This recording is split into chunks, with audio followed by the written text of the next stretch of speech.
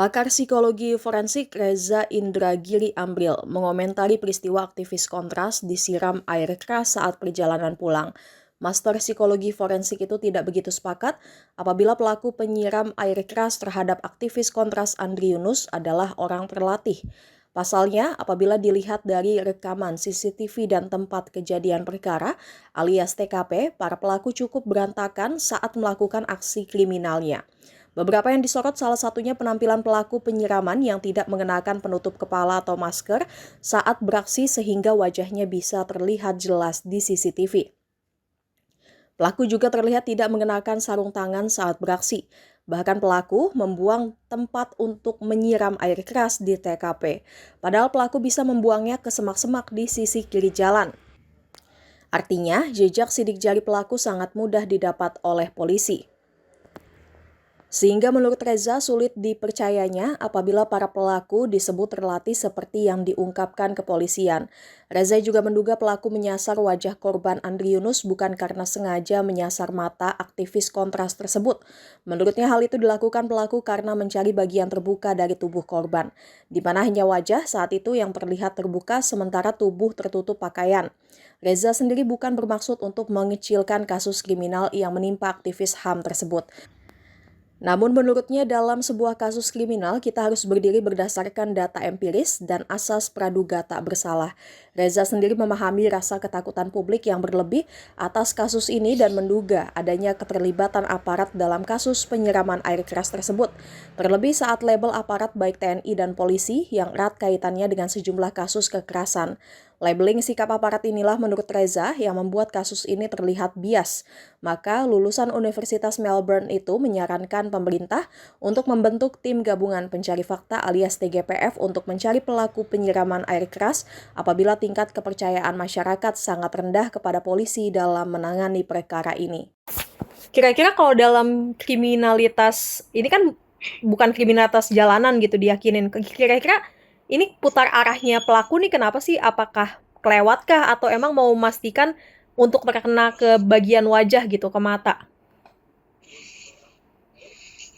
Untuk memastikan ini betul-betul target yang mereka incar bukan ya? Kan kalau dari belakang nggak kelihatan. Untuk memastikan aja final check sebelum eksekusi dijalankan. Oh, oke. Saya nggak begitu bersepakat dengan pernyataan dari Novel Baswedan yang mengatakan bahwa ini para pelaku sengaja menyiram ke muka dengan tujuan supaya gagal napas lalu meninggal dunia. Saya nggak begitu bersepakat. Tapi? Karena kalau begitu pemikiran Mas Novel berarti ini kan sangat matang ya. Iya. Sementara saya menilai nggak begitu matang. Lalu pertanyaannya kenapa siram ke muka? Ya karena dari posisi begitu, posisi berhadapan-hadapan sedemikian rupa, barang yang mau dilempar adalah cairan, bagian yang terbuka adalah wajah, ya memang ya apa boleh buat. Yang disiram adalah bagian yang terbuka. Tanpa ada niatan betul-betul untuk membuat korban mengalami gagal napas lalu meninggal dunia. Sengaja melempar ke muka, sengaja menyiram ke muka atau ke bagian depan korban. Tanpa berpikir tujuannya adalah membuat gagal napas sehingga meninggal dunia. Kenapa saya berspekulasi setanda petik sedangkal itu? Karena rangkaian perilakunya memang perilakunya dangkal gitu. Seperti yang sudah saya catat kan, nggak pakai penutup muka, nggak pakai sarung tangan, barang bukti dilempar. Padahal kalau dia berpikir tanda petik sedikit aja lebih tenang, dia lempar aja ke semak-semak sebelah kiri. Tapi kan dia lemparnya asal gitu, sehingga jatuh di tengah aspal kan, lihat? Iya, di aspal. Nah, berarti itu menunjukkan betapa mereka, saya tidak berpikir orang yang kalau menggunakan istilah Polda Metro Jaya sore ini orang-orang yang terlatih, saya nggak begitu yakin. Walaupun saya juga pertanyakan ketika Polda Metro Jaya menyebut pelaku terlatih, makna terlatih itu apa sebetulnya? Apakah para pelaku ini orang yang dididik untuk menyiram orang lain dengan air keras? Kayaknya pemaknaan seperti itu jadi absurd dan itu ya. Makanya tanya ke Polda Metro Jaya, kira-kira ketika mereka menggunakan diksi pelaku terlatih, itu maknanya apa sih sebetulnya yang ingin mereka katakan? Terlatih itu bagaimana sih indikatornya? Oke. Berarti emang bukan sengaja menyasar wajah ya, misalnya ada makna tertentu kah kayak waktu itu kan? Sengaja menyasar bagian depan itu sengaja. Karena nggak ada pilihan. Oke, ya. Karena cairan itu harus kena bagian tubuh yang terbuka. Tetapi cuma berpikir sengaja siram muka, siram bagian depan. Tidak sampai sengaja siram bagian depan agar gagal napas sampai korban meninggal dunia.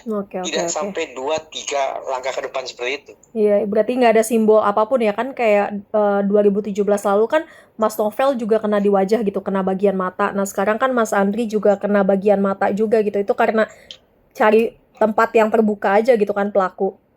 Iya, karena bagian tubuh yang terbuka toh korban pakai helm kan? Korban pakai helm, korban pakai jaket. Bagian yang terbuka yang bisa disiram, diguyur bagian mana? Ya sebelah depan. Tapi ini Mas kan kalau misalnya untuk mencari aktor intelektual kan mungkin terlalu dini ya. Walaupun tadi rilis polisi udah bilang kalau misalnya ini ternyata ada 4 orang dan korban diintai dari semenjak tiba di YLBHI gitu kan. Nah itu kalau dari kriminalitas sendiri kan berarti kalau udah diintai bukan kriminalitas jalanan ya? Kalau dari ini. Oh bisa aja, bisa. Itu juga pertanyaan saya. Street crime itu apa maknanya? Makna street crime itu apa? Kriminalitas jalanan itu apa?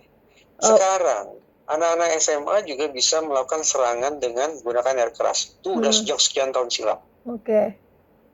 Itu termasuk kategori kejahatan jalanan nggak? Saya nggak tahu. Polisi membuat kategori seperti itu tujuannya apa? Maksudnya apa? Saya nggak tahu. Tapi kalau teror ini kejahatan jalanan nggak? Ini kejahatan jalanan. Terjadinya TKP-nya di jalanan. Coba, makanya ingin saya katakan. Penggunaan istilah-istilah yang populer, yang mudah untuk dikunyah oleh publik, ketika kita coba dalami, akhirnya kita bingung sendiri. Itu menurut saya. Iya. Berarti ya nggak menutup kemungkinan semua hal ya Mas ya gitu. Seperti isi catatan saya, dalam situasi panik, kalut, kecenderungan manusia berpikir linear, berpikir lurus, lempeng-lempeng aja, itu semakin tinggi. Akibatnya, karena pola pikirnya cenderung lurus-lurus saja, maka dalam situasi kritis semacam ini, manusia rentan mengalami 2 bias yang sudah saya tulis. Mulai dari bias jangkar, anchoring bias, sampai bias konfirmasi. Apalagi ini kejadiannya berulang ya, dari sebelumnya Pak Novel itu, terus sebelumnya lagi ada Pak Munir dan sebagainya gitu ya.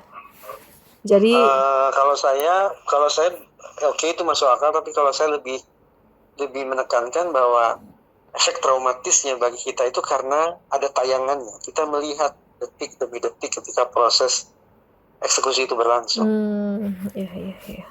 Oke, kalau Novel kita nggak lihat, Munir nggak lihat. Iya, ini ada tapi CCTV-nya ya. Dan diulang-ulang pula, ada suaranya pula. Tapi kalau ada kemungkinan nggak sih pekerjaannya korban ini berhubungan, aktivitasnya korban ini berhubungan dengan tindak kriminal yang korban dapat gitu? Ya itu. Cara atau kalimat Mbak Devi ini juga cerminan anchoring bias, bias jangkar. Iya. Karena langsung terkunci pada pemikiran HAM, kontras, lawannya siapa? Tentara. Iya. Gitu. Karena kan padahal ya saya nggak tahu apakah sebetulnya ini konfliknya ke individu atau konflik nyeret-nyeret lembaga, saya nggak tahu. Dalam kasus Novel kan sesungguhnya konflik individu. Dan itu buat publik nggak puas. Walaupun eksekutornya polisi, walaupun Novel orang KPK, tapi ternyata di balik itu serangannya kan sebetulnya lebih pada konflik individual. Iya.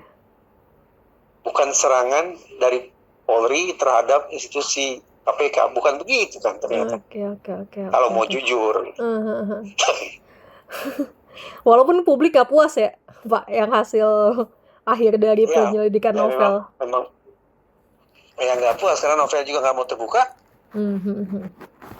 Ya. Jadi di sini kita berarti. Coba tanya dia, kenapa sih nggak terbuka masih? Berarti kalau kira-kira nunggu polisi aja gitu ya? Maksudnya percayakan aja penyelidikan di kepolisian gitu kan? Intinya kalau skeptisisme publik sudah tinggi, ya bentuk aja tim investigasi gabungan. Oke. Berarti bisa tuh ya, udah layak dibentuk TG. Misalnya gini nih, kalau publik tidak begitu teryakinkan bahwa investigasi oleh polisi sampai ke pihak yang sungguh-sungguh punya hajatan balik penyiraman ini. Kalau misalnya masyarakat skeptis semacam itu, padahal presiden sudah bilang usut tuntas gitu, kan susah. Ya sudah, untuk menjawabnya untuk tim investigasi gabungan. Oke. Dengan harapan masyarakat bisa percaya tuh kalau investigasinya sudah partisipatif semacam itu. Apalagi nih banyak rangkaian yang dikait-kaitkan gitu oleh masyarakat, kebiasaan tadi itu ya, yang kalau diselesaikan polisi. Membenar-benarkan. Jadi lebih baik tadi bentuk tim investigasi gabungan sendiri gitu dari pemerintah. Oke, kalau gitu Mas Reza, terima kasih atas waktunya Mas Reza. Sehat selalu. Ya, Selamat sama-sama. malam. Terakhir.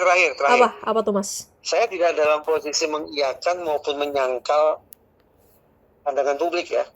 Ada masyarakat yang mengatakan ini tentara, ada yang mengatakan masyarakat mengatakan ini polisi, ada masyarakat mengatakan preman. Saya tidak mengiyakan maupun menyanggah. Saya sebatas mewanti-wanti agar kita tidak terperangkap dalam dua jenis bias yang sangat mungkin terjadi ketika kita sedang kalut seperti situasi seperti sekarang ini. Ya asas praduga tak bersalah itu juga harus kedepankan gitu ya. Tapi itu yang coba saya ajak, ayo kita disiplin yuk dengan asas prinsip itu. Praduga tak bersalah. Oke, kalau gitu Mas Reza. Terima kasih Mas Reza. Jangan lupa subscribe ya.